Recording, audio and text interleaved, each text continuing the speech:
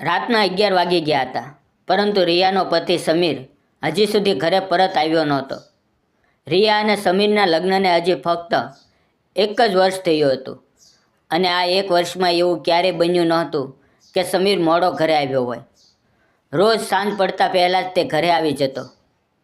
રાહ જોતાં જોતાં રિયાને થોડી બેચેની થવા લાગી. આજની આ મોડાશનું કારણ તેને સમજમાં નહોતું આવતું. છતાં પણ તેણે ઈશ્વરને બધું ઠીક રહે તેવી પ્રાર્થના કરવાનું શરૂ કરી દીધું. વિચારતા વિચારતા તેને સવારનું દ્રશ્ય યાદ આવી ગયું, જ્યારે સમીર ઓફિસ જવા માટે નીકળતો હતો. આજે તેના ચહેરા પર રોજની જેવી સ્મિત નહોતું, તે થોડો ગંભીર લાગતો હતો. ત્યારે રિયાએ આ વાત પર ખાસ ધ્યાન આપ્યું નહોતું,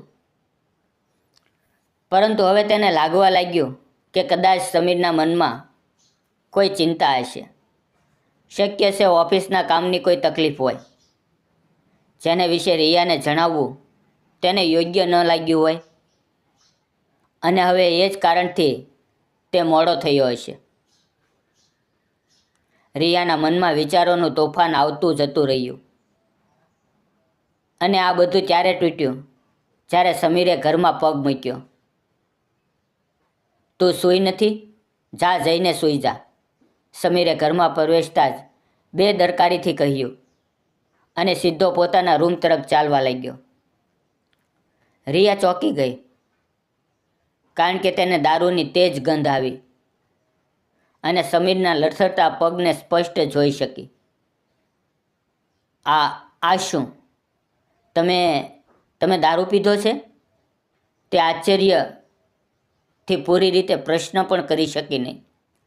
સમીર સીધો રૂમમાં જઈને પથારી પર પડ્યો અને બોલ્યો, હા, મેં દારૂ પીધો છે. પીવું તો ઝેર જોઈએ, પણ મેં ફક્ત દારૂ પીધો. આ સાંભળીને રિયાનું મન તૂટી ગયું. તેણે ધીમેથી કહ્યું, પણ તમે ક્યારે દારૂ પીતા નથી, આજે અચાનક કેમ? સમીરે આંખો મીચીને જવાબ આપ્યો, તું સમજીશ નહીં. રિયા ગભરાઈ ગઈ. તેને લાગ્યું કે આજે કંઈક મોટું બન્યું છે. તેણે ધીમે ધીમે સમીર પાસે બેસીને કહ્યું, આપણે સાથે જીવી રહ્યા છીએ. હું તમારી પત્ની છું. તમે મને કહેશો તો જ હું તમારી મદદ કરી શકીશ. સમીરે એક ઊંડી શ્વાસ લીધી અને બોલ્યો, તને યાદ છે આકાશ? રિયા ચોંકી ગઈ, કારણ કે આકાશ તેના ભૂતકાળનો એક ભાગ હતો, જે તેણે સમીર સાથે ક્યારેય ખાસ શેર કર્યો નહોતો. રિયા થોડું ગભરાઈને બોલી, હા, આકાશ મારા કોલેજના સમયનો મિત્ર હતો. સમીરે તરત કહ્યું, મિત્ર કે પ્રેમ? રિયા સન્ન રહી ગઈ. સમીરની આંખોમાં શંકા હતી. રિયા ધીમેથી બોલી, હા, એક સમય એવો હતો જ્યારે હું તેને પસંદ કરતી હતી, પરંતુ એ બધું બહુ જૂનું છે. હવે મારા જીવનમાં ફક્ત તમે છો. સમીર હસી પડ્યો, પણ એ હાસ્યમાં ખુશી નહોતી, કડવાશ હતી. તું કહે છે હવે ફક્ત હું છું, પણ તે ક્યારેય મને આ વાત કેમ નથી કહી? તું આટલા દિવસો સુધી મારી સાથે રહી અને તારા દિલમાં આકાશનું નામ છુપાવી રાખ્યું. રિયાએ ડર્યા વગર કહ્યું, તમને મળ્યા પછી તો આ વાત મને પણ યાદ નહોતી. એટલે છુપાવવાની વાત જ નથી. તે તો એક ભૂતકાળ હતો જે હવે રહ્યો નથી. પરંતુ સમીરના ચહેરા પર શંકાના વાદળો હજી પણ હતા. તેણે કહ્યું, તું કદાચ સાચું બોલતી હોય, પરંતુ પતિની લાગણી તું નહીં સમજી શકે. પતિ માટે સહન કરવું કેટલું મુશ્કેલ હોય છે કે તેની પત્ની પહેલાં કોઈ બીજા સાથે પ્રેમ કરતી હતી. એટલું કહીને સમીર બહાર નીકળી ગયો. એ દિવસથી સમીર રોજ મોડો આવવા લાગ્યો. રિયા તેને સમજાવવાનો ઘણો પ્રયત્ન કરતી, પરંતુ સમીરના મનમાં પડેલી દરાર પૂરી થતી નહોતી. આકાશનું નામ વણસતું વણસતું તેમના વચ્ચે દિવાલ બની ગયું. અને બંને વચ્ચેનું અંતર વધતું ગયું. તેમનું જીવન મશીન જેવું બની ગયું. અંતે હારીને રિયાએ પણ તેને પોતાનું ભાગ્ય માની લીધું. એક દિવસ સાંજે તે થાકી હારી અને અપરાધ બોધથી ભરેલી રસોડામાં કામ કરી રહી હતી કે અચાનક બહારથી સમીરની ખુશીથી ભરેલી અવાજ સાંભળીને તે ચોંકી ગઈ. કારણ કે આવી ખુશીની અવાજ સમીરના ગળામાંથી ઘણા દિવસો પછી નીકળી હતી. રિયા પોતાને રોકી શકી નહીં અને બહાર આવી ગઈ. બહાર સમીર એક છોકરા સાથે હસી હસીને વાતો કરી રહ્યો હતો. ઓહ રાકેશ, અચાનક તને સામે જોઈને મને વિશ્વાસ જ નથી થતો. કોઈ જાણ કર્યા વગર આવી રીતે અચાનક આવી ગયો, સમીરે ખુશીથી કહ્યું. સામે ઊભેલો યુવક હસીને બોલ્યો, મિત્રનું ઘર તો પોતાનું ઘર હોય છે. ત્યાં પહોંચવા માટે જાણ કરવાની શું જરૂર? અને હા, જાણ કરીને તો નથી આવ્યો, પણ એક જાણકારી આપવા જરૂર આવ્યો છું. રિયા સમજી ગઈ કે સમીરનો કોઈ ખૂબ જ નજીકનો મિત્ર આવ્યો છે. તે અંદર જવા લાગી, પરંતુ એટલામાં રાકેશે કહ્યું, ભાભીજી ક્યાં છે ભાઈ? અને રિયા અટકી ગઈ. સમીરે પણ અવાજ આપીને તેને બોલાવી લીધી અને રાકેશ સાથે તેનો પરિચય કરાવવા લાગ્યો. રાકેશ હસીને બોલ્યો, ઓ ભાભીજી પ્રણામ, હું રાકેશ, સમીરનો લંગોટિયો યાર. તમે ચા બાના ચક્કરમાં ન પડતા, સીધું સરસ જમવાનું બનાવજો, કારણ કે હું આજ રાત અહીંયા જ રહેવાનો છું. રાકેશની આ વાત સાંભળીને રિયા હસી પડી. સમીરે પૂછ્યું, સારું, હવે કઈ જાણકારી આપવા આવ્યો છે? રાકેશ હસીને બોલ્યો, અરે ભાઈ ઉતાવળ શું છે, કહી દઈશું, આખી રાત પડી છે, કહીને રિયા સ્મિત કરતી રસોડામાં ચાલી ગઈ. અને બંને મિત્રો વાતોમાં વ્યસ્ત થઈ ગયા. એ દિવસે રિયાએ બહુ સરસ જ જમવાનું બનાવ્યું. જમતા જમતા રાકેશે અનેક વખત વખાણ કરી અને અંતે બોલી ઉઠ્યો, વાહ ભાભી વાહ, હવે સમીરની તંદુરસ્તીનું રહસ્ય સમજી ગયો છું. હવે કૃપા કરીને મારી પત્નીને પણ આ કળા શીખવાડજો. તમારી પત્ની? તમે લગ્ન કરી લીધા છે? રિયાની જગ્યાએ સમીરે આશ્ચર્યથી પૂછ્યું. રાકેશ હસીને બોલ્યો, હજી નથી કર્યા, પણ કરવા જઈ રહ્યો છું. અને તને એ જ આમંત્રણ આપવા આવ્યો છું. એટલું કહીને તે ઊભો થયો અને એક સુંદર કાર્ડ સમીર તરફ વધારતા બોલ્યો, કોઈ બહાનું નહીં, ભાભીજીને સાથે લઈને જરૂર આવજે. સમીર કાર્ડ લેતા લેતા ચોંકી ગયો અને બોલ્યો, અરે તારા લગ્ન નિશા સાથે થઈ રહ્યા છે? રાકેશે ખુશીથી કહ્યું, હા, પણ તું કેમ ચોંકી રહ્યો છે? મને મારા પ્રેમ પર વિશ્વાસ હતો અને જો અંતે મારો પ્રેમ જીત્યો. સમીર બોલ્યો, હા, મને ખબર છે તું નિશાને બહુ પ્રેમ કરતો હતો, પણ તું તો કહેતો હતો કે નિશા પવન નામના છોકરાને. રાકેશે કહ્યું, હા, એ પણ સાચું હતું, પણ થોડા દિવસનું સાચું.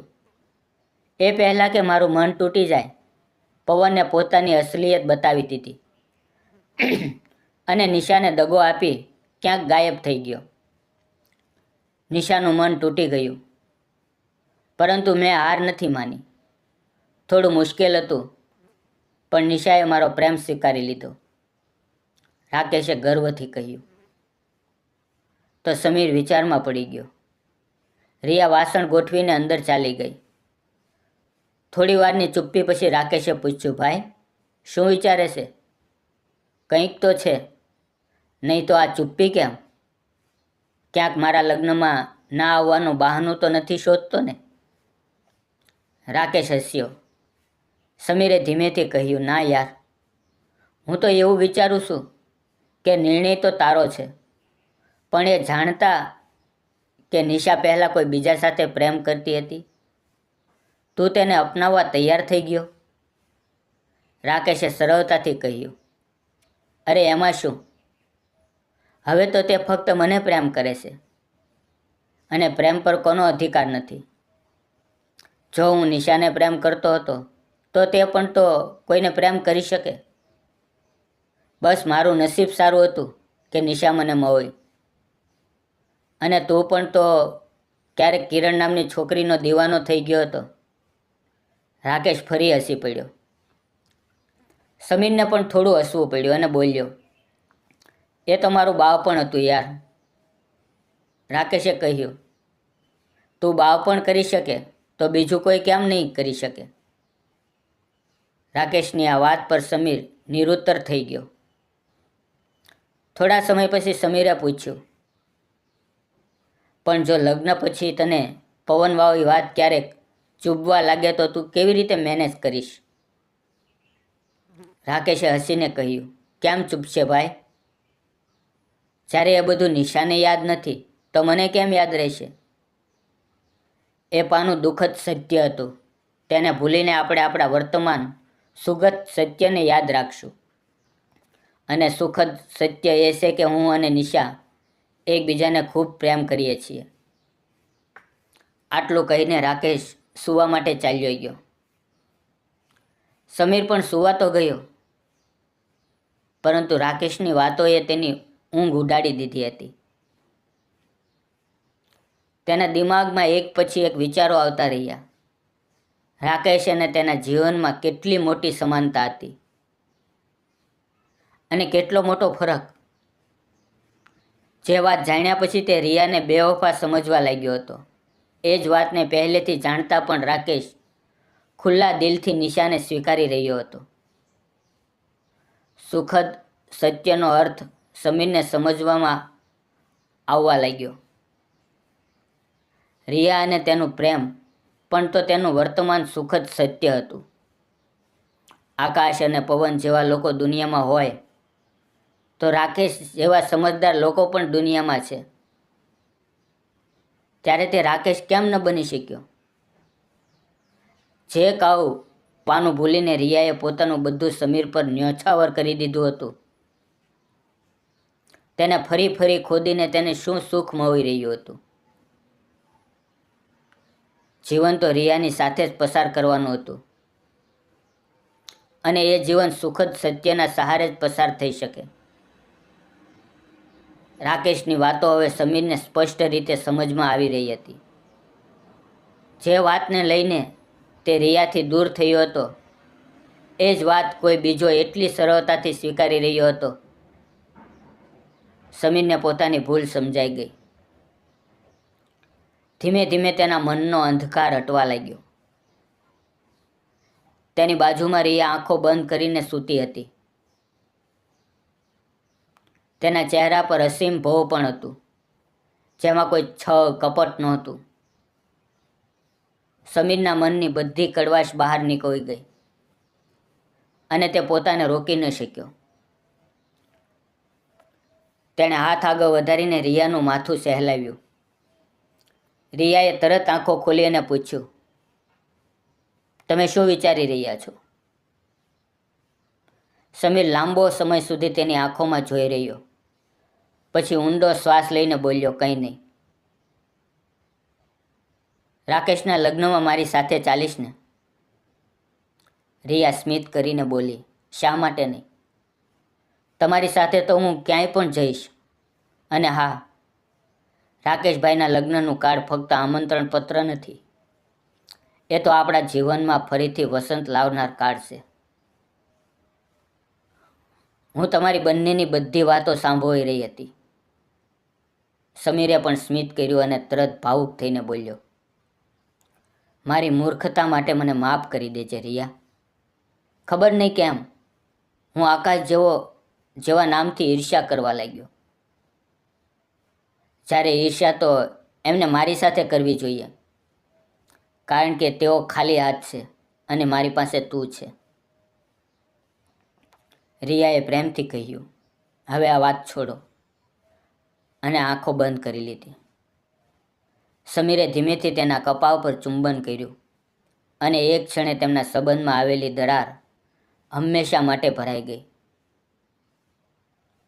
મિત્રો, ઘણીવાર આપણે ભૂતકાળની પડછાઈઓને એટલી મોટી બનાવી દઈએ છીએ કે વર્તમાનની રોશની દેખાવા બંધ થઈ જાય છે.